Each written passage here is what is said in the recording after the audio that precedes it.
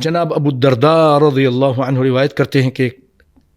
قال النبی صلی اللہ علیہ وسلم، نبی کائنات صلی اللہ علیہ وسلم نے فرمایا، الا انبئکم، بڑی زبردست حدیث ہے، سنیے،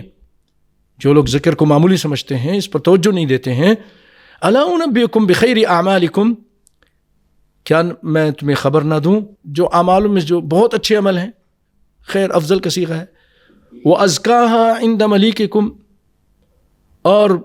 بڑے اچھے ہیں، نفیس ہیں تمہارے بادشاہ کے سامنے، یعنی تمہارے مالک کے سامنے، وارفعها فی درجاتکم، اور وہ تمہارا سبب ہے تمہارے درجات کی بلندی کے،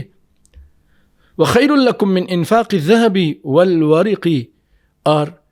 یہ جو میں چیز بتانے لگا ہوں یہ بہتر ہے سونے کے خرچ کرنے سے اور چاندی کے، سونا چاندی خرچ کرنے سے بھی زیادہ بہتر ہے۔ آگے سنیے اس سے بھی بڑھ کر، وخیر لکم من ان تلقوا عدوکم فتضربوا اعناقهم ويضربوا اعناقکم، اور اس چیز سے بھی بہتر ہے کہ تم دشمن سے ملاقات کرو، یعنی جہاد ہو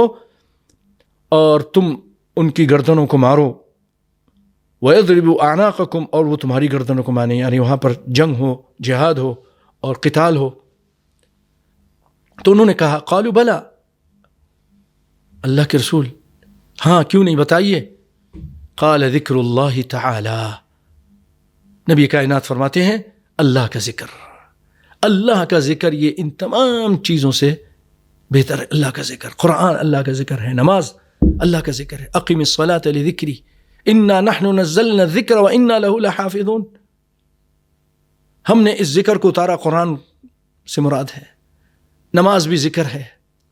افضل ذکر لا الہ الا اللہ، یہ جو ذکر آپ کرتے ہیں سبحان اللہ والحمد للہ ولا الہ الا اللہ، یہ بھی ذکر ہے۔